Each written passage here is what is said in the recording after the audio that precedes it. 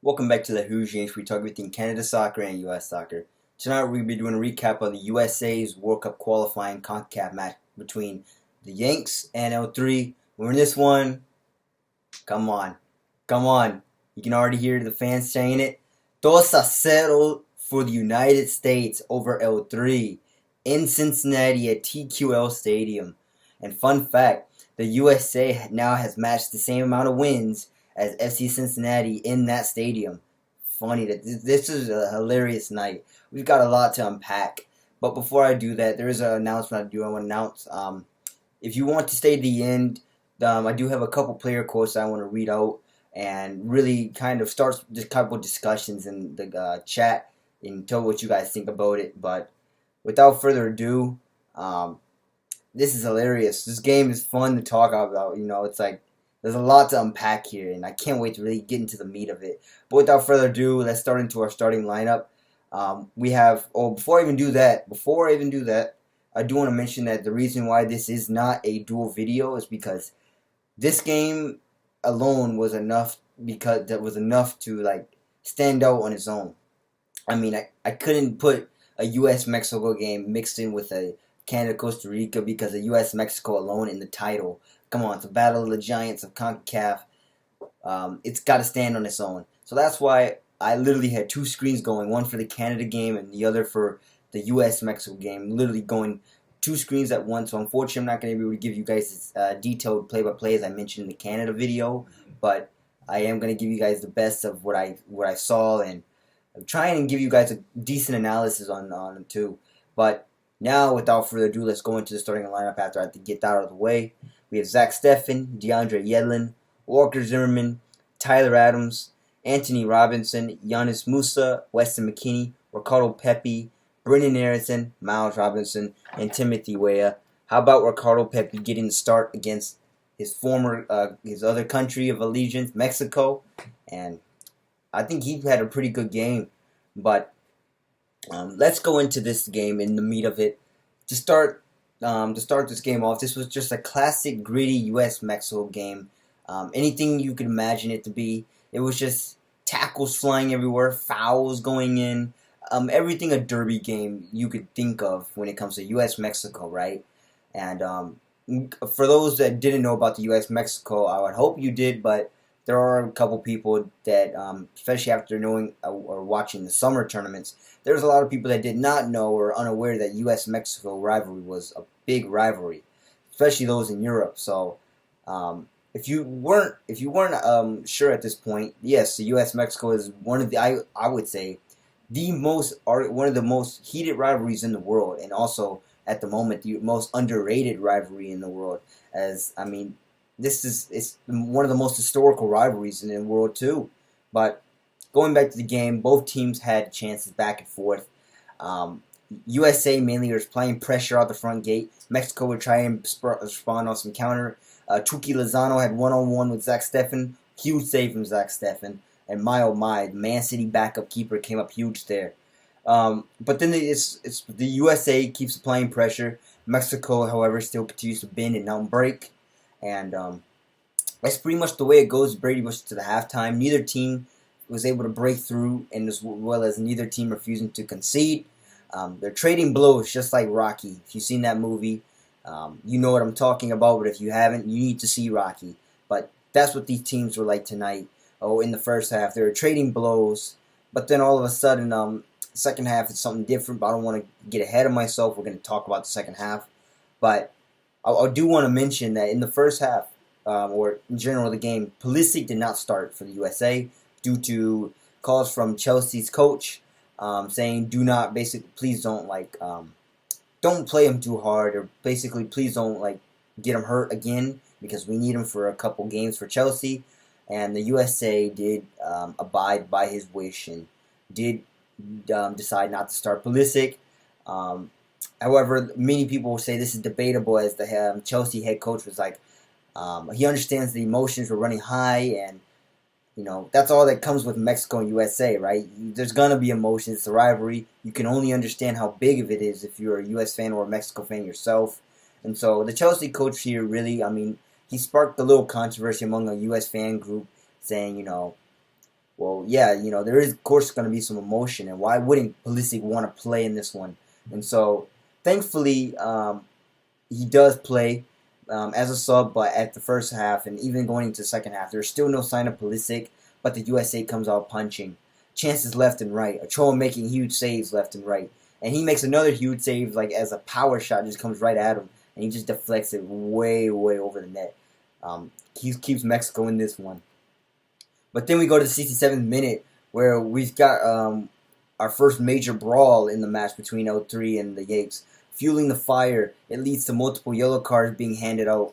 One of those cards being given to Weston McKennie, and Weston McKennie was already on a yellow card earlier for the last window, so that means he is suspended for the next game against Jamaica in Kingston. So that's a key piece that the USA is going to have to figure out, as they're going to have to figure out how to win and Kingston, Jamaica, without one of their key centerpieces. Brendan Aronson, too, in that scuffle, this is another important point to talk about. He gets his eye poked out, literally.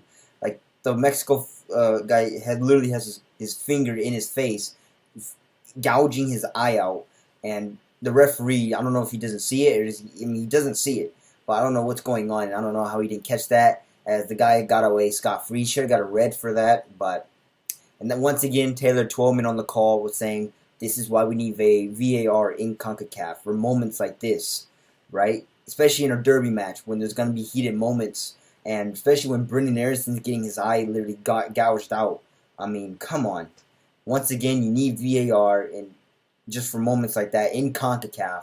There is, as I said in many videos, there is no reason why CONCACAF should not have VAR, especially if the stadiums know that they're going to host these important matches, like in the future. So I really, really hope going forward, maybe 2026. I know the U.S., Canada, and Mexico are already going to be hosting it, but maybe going forward after that, 2030, maybe VAR will be in full effect at that time. One can only tell. But not far after that, in the 69th minute, Pulisic comes in off the bench for Brendan Aronson, and with 20 minutes basically remaining to go, and can he make an impact on this match? We'll find out. But sure enough, it is the moment that sparks the USA to get the go-ahead goal against Mexico. And in the 75th minute, yes, he does. As Timothy Weah dribbles down the sideline, crosses it to Christian Pulisic. Christian Pulisic just nods it home. It's 1-0 for the Yanks. And Captain America, who other than Captain America himself, Mexico, he's really starting to become a figurehead in this rivalry. He buries it and gives the lead to the USA 1-0 in the 75th minute with 15 minutes to go. And it had to be him, right? It had to be Christian Pulisic coming off the bench, making an impact in this game. Now imagine if he didn't play in this game at all, right? Imagine if Chelsea said, we don't want to play him at all, rather than just not start him. But, I mean, this was great. And it had to be Pulisic. I mean, I knew this game was for Pulisic. I mean, it's U.S.-Mexico. Pulisic, it goes back to that penalty kick he hit against the Nations League, against Mexico to seal the deal. It had to be Pulisic again. And voila, there it is again. And then not far after, literally 10 minutes later, Weston McKennie dribbles in, settles himself, buries it in the bottom left corner. And guess what the score is right now? 2-0. 2-0. Yes, 2-0, and the chants begin around the stadium for TQL Stadium for the USA fans, as this is great. And it had to be, right? It had to be. In Ohio, I mean, even if it was in the new stadium, still Ohio, 2-0. No matter where you go in Ohio, it's going to be a 2-0. And there were some fans who were skeptical. I was kind of skeptical, not going to lie. I thought it was just going to be a draw, if anything. But some fans were like, I feel a 2-0 in the air. And sure enough, they were right. It had to be a 2-0 tonight, eh? But 90th minute, Miles Robinson gets a second yellow card of the match, and therefore that gives a red card. That's another key centerpiece that is going to be missing for the USA, a defensive player. And him and Weston McKennie will have to sit out against Jamaica. And tough. But it is the end of the match. USA sees out another 2-0, and the Yanks win it over L3, 2-0, and wow, had to be 2-0 as I said. I mean, keep the tradition going in Ohio. I know it was broken last qualifying campaign, but it had to be a 2-0, right? Ah, man. I'm curious to see how what the U.S. fans are partying now in Cincinnati or throughout the country, or wherever they're watching from. I'm curious to see how celebrations are going, as well as a post-match preview or interviews and um, other people's thoughts on this game. I'm curious to see what they think about this. So I'm really looking forward to that. But right now, I want to go to the stats. As holy cow, 18 shots for the USA to 8. They were all over. Team USA was all over Mexico in this match. 5 of those shots on target to 4 for Mexico. So Mexico did have the greater percentage of shots on target, 50%, 49% possession to 51% possession. Mexico did nearly edge out the possession battle. 419 passes completed to 445 passes completed. 78 passes completed to 78 passes completed apiece. 12 fouls, 13 fouls. 2 yellow cards apiece, 1 red card, and of course that's Miles Robinson in the 90th minute or 89th minute. No red cards for Mexico though. 1 offside for Mexico to none for the USA, and 5 corners to 3 for the USA. Oh, and most importantly, we got to take a look at the live table, or not the live table because it already happened, but the table. USA's first over Mexico now. They leapfrog Mexico with 14 points. Thankfully, they're leading ahead on goal differential. Mexico is still in second place, so they did drop to second place. And if Mexico doesn't get a grip against Canada and going up to Edmonton, they could find themselves in trouble. Canada sits in third, 13 points. Panama, remember as I talked in the Canadian video, 11 points. But get this, Honduras they literally had a 2-0 lead with 15 minutes left and choked as Panama scored 3 goals in 15 minutes to win. Unbelievable. And I think Honduras put off the greatest choke of the century right there. So, if not the century, definitely the tournament. But in 5th, we got Costa Rica with 6 points. 6th is Jamaica, also tied with them for 6 points. 7th, El Salvador is also tied with them for 6 points. And then dead last, Honduras with 3 points after choking. Just going back to the game, this was unbelievable. A 2-0. I did not think the USA was going to get a 2-0. I thought it was going to be a 1-0 win for somebody. Whether it be Mexico or the USA. But all fingers ahead were pointing to a draw for this one. Everybody expected a 1-1, maybe a 0-0 draw. But, I did not expect a 2-0, and of course it had to be.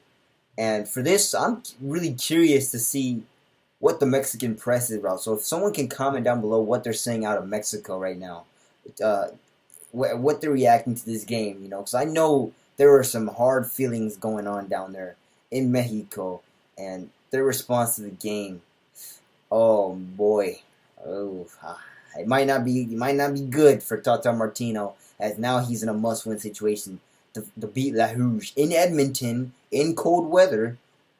Never easy. So yeah, someone can fill me in on what's going on in Mexico and the Mexican press. That'll be great, as I always like to follow and see what's going on in there. Anytime the USA or if it's MLS, anytime an American team succeeds over a Mexican team, it's always interesting to see what their thoughts are down there. But overall, USA, it felt like they dominated this game all game long. Mexico really didn't have a lot of chances. They just tried to capitalize off of U.S. mistakes, and they failed. And the USA just took their time, worked the ball around, and found 2 goals. In this one, I don't think it was like the Gold Cup or the Nations League where they got out-dominated and they still found a way to shine in the end. I think this one was actually controlled from the USA from the start, which was good. And so, I think that's really good to know. But only downside there are a couple things, Weston McKennie and Miles Robinson suspended for the USA, as I mentioned earlier. I wonder how this is going to work out as the U.S. goes into Jamaica without 2 other centerpieces, 1 defenseman and 1 center or 1 midfielder. Um, so I think it's going to be a next man up mentality for the Yanks here. But how about Zach Steffen making some huge saves? I mean, the one against Chucky Lozano and the announcer. I was watching the Mexican broadcast. And you're like, Chucky, Chucky, Chucky, Chucky, Chucky. And I was like, oh, here comes Chucky Lozano. But Zach Steffen coming up huge, just like he did in Nations League, a couple one-on-one stops, and to keep keep Mexico off their score sheet. And Chucky Lozano and Mexico's three-headed monster, Chucky, Jesus Cardoso, Tecatito, and Raul Jimenez, to keep the three-headed monsters off the score sheet. I mean, outstanding from the USA and the team as a whole. I mean, just outstanding. And then how about Captain America, Christian Pulisic, right? It had to be him in this rivalry, making a name for himself, and just, I mean, unbelievable. I mean, it had to be him getting the go-ahead goal, just coming in and making an impact in this rivalry, right? I mean, who didn't see this coming? Be honest. And then finally, before I go into the player quotes, the burning question that I can now ask, and that is another discussion, so I really, really encourage discussion here in the comments. Have the tides turned now? Can we say that the tide in CONCACAF has the king been dethroned?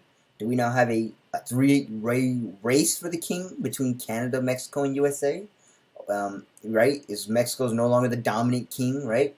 Now that the USA has beat them, now in a 2-0, and 3 matches in a row, which is unheard of, right?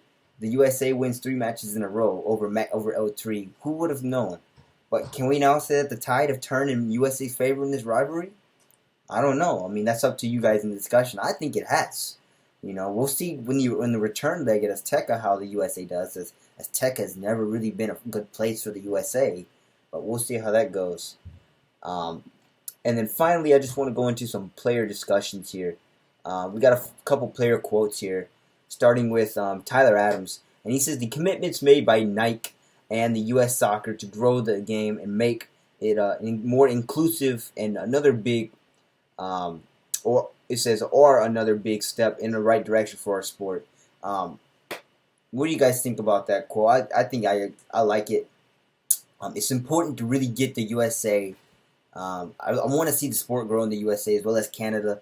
So that's why I like doing this, is because I like to see evaluate how much the sport has grown in both countries, especially the USA too. I think the USA is going in the right direction, especially after that horrific year in 2017-18, where they just needed to rebuild and clean house. And they think they cleaned house really well, and I think so far everything's going in the right way. And then finally, the next one I have is from Ricardo Pepi, and he says, I hope over the next 5 to 10 years we can make soccer fully accessible across the globe. There are a lot of underprivileged communities where children don't have the opportunity to play, and everyone should be able to play the sport. I agree. And I like how we've seen a couple initiatives in MLS where there's been a couple pitches where, like in Chicago and other U.S. major cities, where they're trying to provide like almost like basketball size but soccer size pitches, where inner city kids can just go and it's be a place for everyone.